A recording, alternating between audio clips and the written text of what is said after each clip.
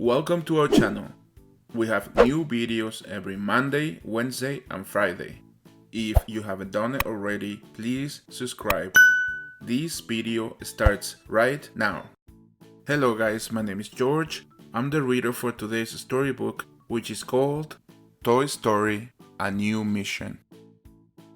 Andy was leaving for college, and his toys were heading to the attic.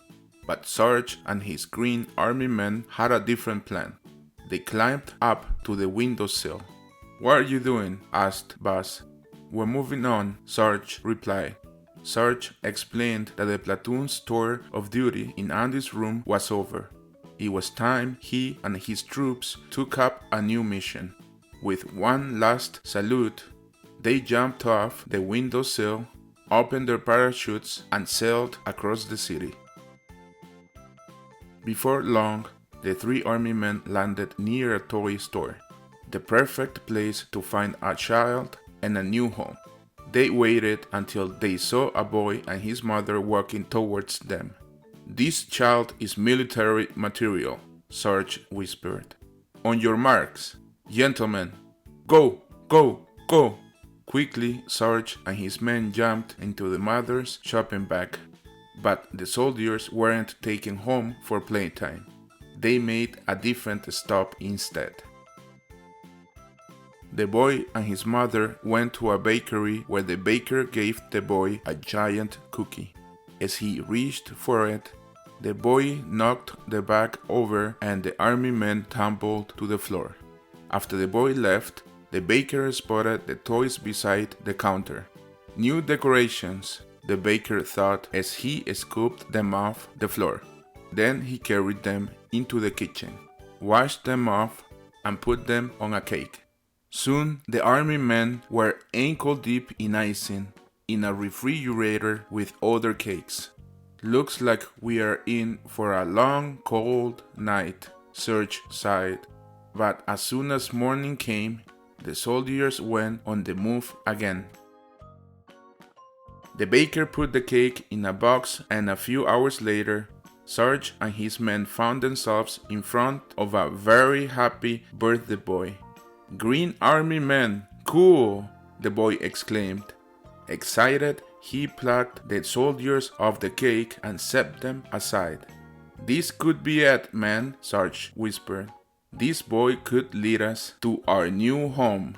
The soldiers nodded in agreement. Their mission was back on track. Then, somehow, the soldiers lost the boy. Sarge scanned the Pizza Planet party room.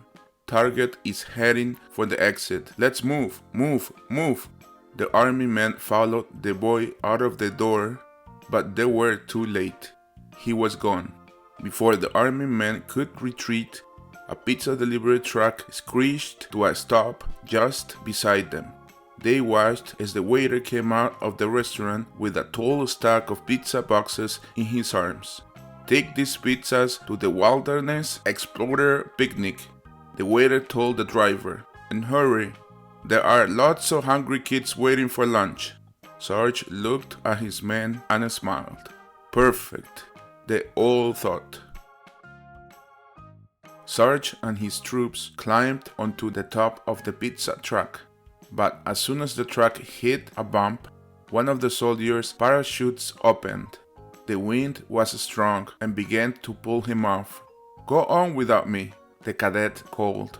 "Negative," said Sarge. "A good soldier never leaves a man behind."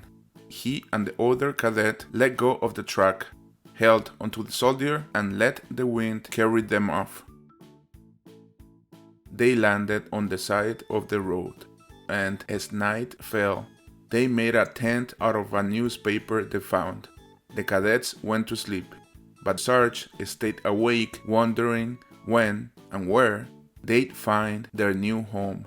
At last, Sarge fell asleep, but the next morning, he and his men awoke to a loud rumble. Moments later, their tent was lifted into the air and then tossed into a trash can with Sarge still inside. As the two cadets washed from the grass, a garbage man shook the garbage, including Sarge, into the back of the garbage truck. The man set the can back on the sidewalk, then jumped into the driver's seat and drove off. In the back of the truck, Sarge struggled to keep his head above the garbage. Luckily, the cadets came to his rescue just as Sarge began to sink. "Grab my hand, Sarge," cried one cadet as the other held his base.